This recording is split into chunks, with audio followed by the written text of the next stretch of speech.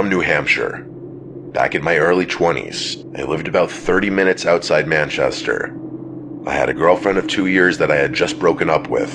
It was a strange time in my life, the kind where you're sort of wandering, figuring things out, maybe looking for meaning without realizing it. My grandmother was extremely religious and would attend liturgy, well, religiously, no pun intended. After my grandfather passed away, I started going to church with her every Sunday. I tagged along, partly to support her, and partly because I felt like maybe I needed a bit of grounding myself. My grandfather had been a decorated veteran, well known and respected in our community, and losing him left a huge hole in her life. Even though she was grieving, her faith was unshaken. She'd tell me that she knew he was finally reunited with the Lord, and I could see how much comfort that gave her. I admired it, honestly. Faith like that, the kind that brings real peace, is rare.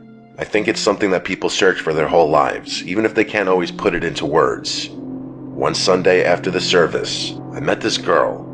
This whole thing still feels like a fever dream. I'd never seen her around before, which was unusual since our community was close-knit, especially at church. She was striking, with dark, curly hair and deep hazel eyes. I waited for the service to be over and approached her. Part of me was just attracted to her, but there was another part of me that was just curious about seeing someone new there, especially someone that looked around my age. We started talking, and the spark was definitely there. I'm sure everyone knows what I'm talking about, where you just meet someone and immediately feel a connection. Her name was Kaylee, and she had a kind of quiet, mysterious charm, and I found myself drawn in. I kept trying to ask her specific questions about her past, like family and home life, but she would crack jokes and tell me I'd have to take her out for those answers. I actually really enjoyed the banter. After a little playful nagging, she told me that her family recently moved to the area and she went to college nearby, which explained why I had never seen her before. By the time we wrapped up, I managed to get her number, and I was kind of riding the high of meeting someone new. Over the next week, we texted pretty frequently and exchanged social media. I remember scrolling through her Instagram at one point, surprised that she had so few followers. I preferred that though. The last thing anyone wants is to fall in love with someone that the whole world knows. We talked about a lot of things, and she eventually opened up more about her family. I don't want to say too much, but her situation wasn't great. Her stepfather was a nasty alcoholic and frequently mistreated both her and her mother. Her biological father was substantially worse though. She wouldn't give me specific details, but apparently they had to move to get away from him. She transferred schools and everything, leaving everyone and everything she had known behind. I didn't want to overstep and ask her about her father. I was just glad she was opening up to me. As much as I loved the calculated mystique, it was nice to get to know her on a more personal level. I neglected to coordinate a date with her just yet because I figured I'd see her at church. The following Sunday, she was there again. I took it as a sign and asked her on a date after the service. She didn't hesitate. She just smiled and said yes, and we made plans to meet up later that week. I spent the rest of the week thinking about her, nervous about our first date. When the night finally came, we kept things simple. We saw a movie and grabbed a bite to eat, nothing fancy, just an easy night where we can talk and get to know each other even more. I honestly thought it was going really well. She was a great listener and she seemed genuinely interested, which was refreshing. I didn't want the night to end just yet, so after dinner, I suggested going for a little drive, thinking it'd give us a chance to keep talking without the noise of a restaurant around us. So we hit the highway, driving out of town a bit. We were driving along one of those roads that was technically a highway, but looked more like a normal 2-lane road. It was windy and there were trees on either side of it. Everything was perfect. It's crazy how things can change in an instant. What I'm about to describe to you is something I will never be able to purge from my mind. Out of nowhere, she started speaking, but it wasn't in English. Her words were fast, mumbled, and sounded like French or something close to it. At first, I thought she was maybe joking or testing me, but then I noticed her eyes. They'd rolled back, leaving only the whites. I swerved the car and almost crashed into the barrier. My heart started pounding because it looked like she was in some kind of trance or having a seizure. I got a hold of myself and pulled over to the shoulder, trying to stay calm. At that point, I was internally panicking. I fumbled for my phone and called for an ambulance, not knowing what to say other than I thought she was having a seizure. As I waited, I kept checking on her, unsure if she even knew where she was. She was still talking, and her head seemed to be vibrating. I didn't know what the hell to do. I didn't want to touch her, but I felt like I had to do something. I had never been more terrified in my entire life. Then, just as suddenly as it had started, it was over. She snapped her head to look at me and shut her mouth. She blinked, with her eyes going back to normal, and she gave me this wild, wide-eyed expression. I will never forget that look as long as I live. Before I could say a word, she threw open the car door and literally sprinted full speed into the woods. I'll say that again, she literally ran into the woods. I was trying to make sense of what just happened, but I just couldn't move. My head was spinning, and I'm pretty sure my hands were still trembling. I sat in that position until the cops and paramedics showed up. I told them everything, even though it sounded insane. Every detail about the way her eyes looked and how she'd run off. They nodded and took my statement, assuring me that they'd try their best to find her. I must have looked insane, but they took me seriously enough. After that night, though, she was gone. I never saw her again. I looked for her at church, but she never showed up. Her Instagram was deleted, and she had apparently blocked my number. It was worse than that. I got a friend to text her number, and it apparently had been erased. No amount of internet stalking ever turned anything up. I even asked people at the church if they knew her, but no one did. I don't know what happened to her, and I'm not sure I'll ever know. I don't live there anymore, and my memory of home is kind of messed up because of this incident.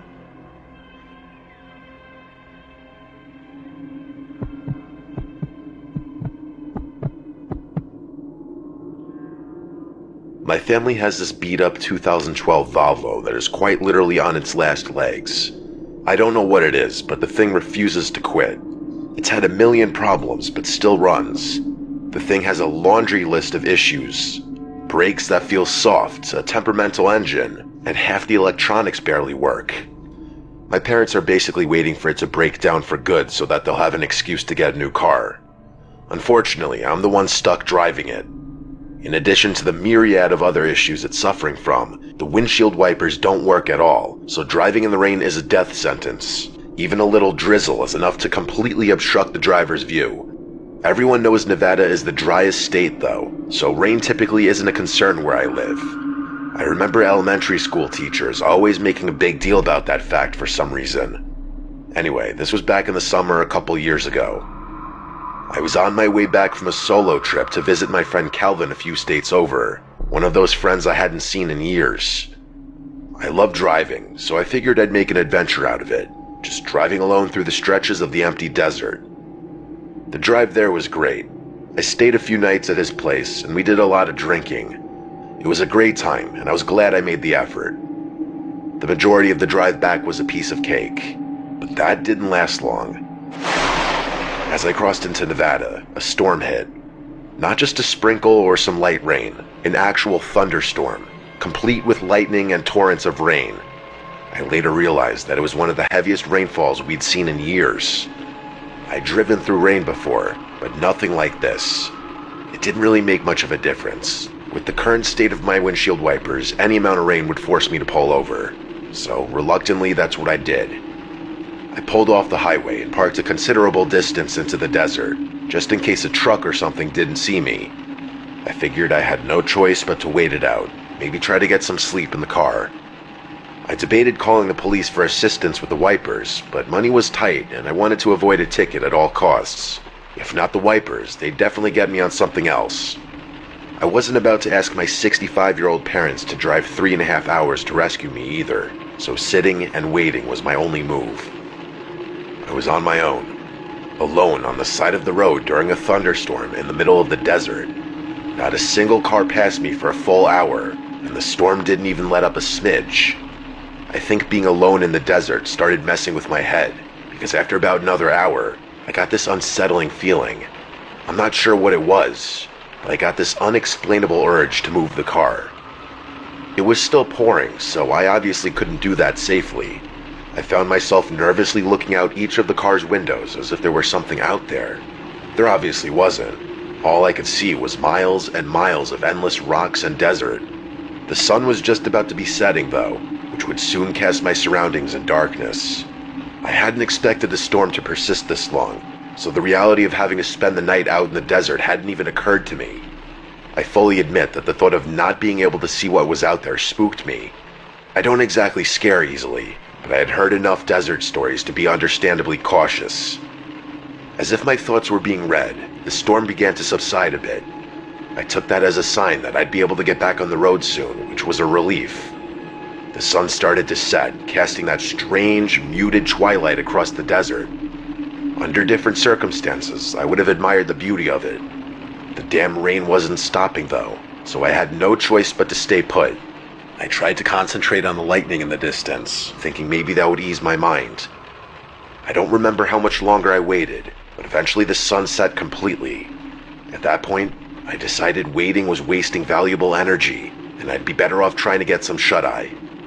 Just as I was about to close my eyes, I saw flashes in the distance. It wasn't lightning this time, just bright, sharp bursts of white light darting through the darkness.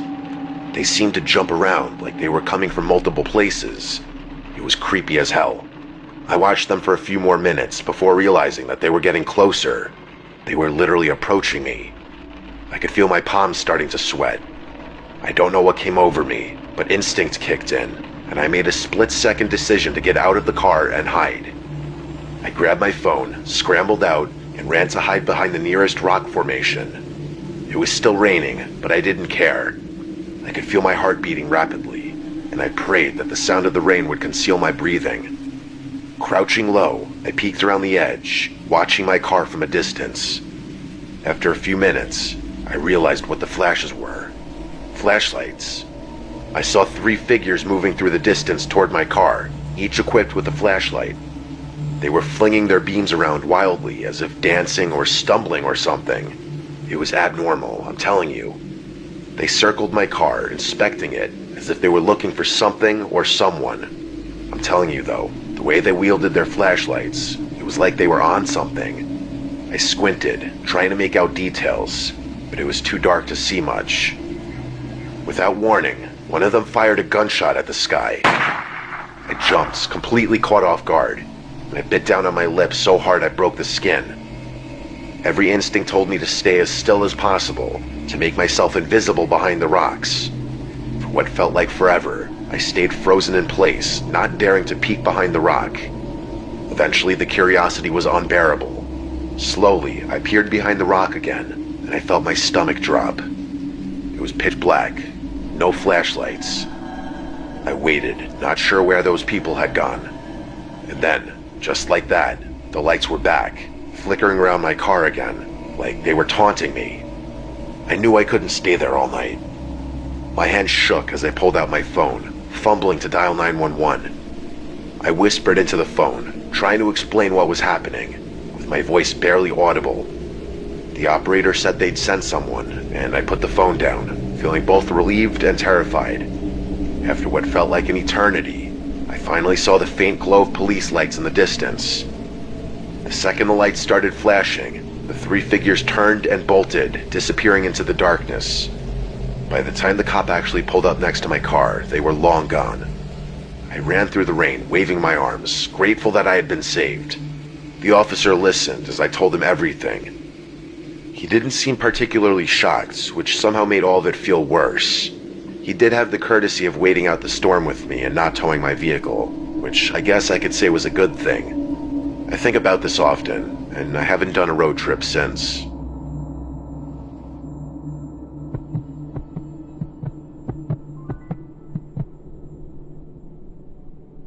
What I'm about to tell you is the strangest experience I've ever lived through. My name is Mary. My friend Carol and I were driving from Florida to New Jersey a few months back. We were coming back from visiting a few friends who went to school down there. It was a really fun time, but Carol and I had to get on with our lives. The drive was supposed to be fun, a little road trip, just us two, with a bunch of snacks, music, and time to catch up on all the things we hadn't talked about in ages. In hindsight, it probably would have been a better idea to stay one more night at our friend's place, but I wanted to get home. We were planning to do the whole drive in one shot. We drove through the night and into the next morning. A few hours after the sun came up, my back started to ache from sitting in the same position for so long. I told Carol we should pull over somewhere for a break, grab some gas, and maybe find something to eat before we get back on the road. We drove past a few more exits before ultimately getting off at what claimed to be a lively, touristy town. For the life of me, I can't remember what the actual name of the town was. It was one of those places that you'd expect to be a tourist stop, with signs pointing to attractions and promises of unique shops or local history. But even as we pulled in, I felt something was off. The streets were empty, and the buildings looked like they'd seen better days. A little too worn down for a place supposedly catering to visitors. It's hard to explain the feeling, but it was the kind of place where you could sense something was wrong without actually knowing what. I'm sure everyone kind of knows what I'm talking about, but you ever driven through one of those ghost towns where all the shop signs are still up but everything is clearly abandoned? Yeah, that's what it felt like. Only it was weirder, since things weren't actually abandoned, they just looked that way. It wasn't your typical haunted kind of vibe, but strange enough that it's been on my mind ever since. The first stop was the convenience store. We actually had to drive for a decent while before entering the heart of the town, or whatever you'd call it. We pulled in to stretch and grab some refreshments. The two of us headed inside. It looked pretty normal in there, actually. Carol was looking for a specific drink she wanted, but quickly grew frustrated when she realized they didn't have it. She's a bit of a drama queen, so I indulged her tantrum and agreed to go somewhere else. I still wanted to get my Gatorade, though, so I walked up to the counter with it to pay. The cashier was a woman about 30 or 35 if I had to guess. She had dark brown hair and was on the taller side. Again, all very normal. The only reason I remembered her features was because she was wearing suspenders, which I wasn't used to seeing. I paid for my drink and we left. Carol pointed to another convenience store across the street, so we figured we'd give it a shot. When we walked into the second store, I literally felt my stomach drop. The cashier behind the counter looked exactly like the girl who'd been working at the first place. Same hair, same face, same height, same everything. I froze, staring at her. I could tell I was making her uncomfortable. Eventually, I asked her if she had a twin or a sister or something. She gave me a weird look, almost skeptical, and said she didn't have a twin and that she was an only child. She narrowed her eyes and told me that was a strange thing to ask, which I guess it was. I tried to explain myself, but she didn't say anything after that. I felt this weird sense of deja vu and backed out of the store, dragging Carol along with me. Carol was confused, but I explained myself and asked if she noticed the same thing. She said she didn't remember what the other cashier looked like, and that I was probably just tired from driving for so long. I knew what I saw, though, and told her I'd prove it. We ran back to the first convenience store, but when we got there, the girl inside looked nothing like who I remembered seeing. She was a completely different person. She was short, with light hair, and looked middle-aged. There's absolutely no chance anyone could have confused her for the other cashier. She didn't even look like she was in the same age range. It was as if I'd imagined the whole thing. Carol told me to just forget about it, and that I was tired, but I insisted that I wasn't imagining things. Eventually, I had no choice but to let it go. I was eager to get out of there, but we needed gas. We pulled into the first gas station we saw, which was void of people. It was completely empty, just our car, the pumps, and a small building at the back where you would pay. We were literally the only car in the entire lot. The two of us walked inside. Carol took her sweet time looking for her drink, but of course, it wasn't there either. I paid, waited for her, and we left. We couldn't have been in there for more than a few seconds. As we walked out, I again felt a weird feeling in my gut. What had not 2 seconds ago been a completely empty gas station was now packed to the brim. The place was overflowing with people. It was the strangest thing. Cars filled every single pump, and there were even some lined up as if we'd wandered into rush hour at the busiest station in the state. All the parking spots in the back lot were full too. To make matters worse, it felt like everyone was eyeing us down as we walked to our car. I don't think I've ever felt more uncomfortable by people staring at me. This time, Carol agreed that something bizarre was going on. I could tell that both of us felt the same eerie suspicion. It was like we'd left reality for a second, and when we came back, something had shifted. We decided to say screw it on the food and just find our way back to the highway. I didn't have much of an appetite at that point anyway. Back on the road, we didn't say much for a while. I wasn't scared, but I just had a bad feeling in my gut. I'm not sure how to even explain it. As we got slightly further away, Carol and I talked about how weird that had just been. As we were talking, a car passed us, a Toyota Sienna with a cracked windshield. I remember it distinctly because the windshield had this big spiderweb crack running through it, and the side was scratched up pretty bad. It was kind of hard to miss. Carol made a joke about it, but I can't remember exactly what it was. Just as we were starting to loosen up, everything came crashing down again. About 10 minutes later, the exact same minivan passed us again. We were both 100% sure of it. Again, it was impossible to miss with this massive crack in the windshield. How was that even possible, though? We had been driving in a straight line at a pretty fast clip. There's no way it could have gotten ahead of us. But the odds of passing two different Siennas with identical cracks in the windshield were insanely slim. Carol started saying, "Oh my God," over and over again, and I could tell she was on the verge of a panic attack. She told me to speed up, which I did. I was dying inside, but I had to keep it together as the driver, and for Carol's sake. I wanted nothing more than to get back on the highway and leave that place behind forever. I glanced down at the GPS and saw that an hour had somehow passed since we had left the gas station, which was virtually impossible. I wanted to tell Carol about it, but I didn't know if she could take any more weird stuff. My heart was in my throat, but I just kept driving. Part of me wondered if the GPS was going to start taking us in circles. We finally got back on the highway, and the nightmare ended there. By the time we got home, however many hours later, it felt like we were waking up from some strange, disjointed dream. I'm not kidding. That whole experience still feels like a dream when I think back to it. People usually look at me strangely when I tell them this story. I still can't explain what happened there, and I don't expect any kind of explanation. I've tried doing research online about weird occurrences in places like that, and I've actually found a handful of stories that are similar to mine. The weirdest thing about it was the feeling in my gut that I still have trouble describing. Until that point, I really didn't know what it meant to get a bad vibe from something. It's like every bone in your body is begging you to notice that something's wrong. I never want to get that feeling again.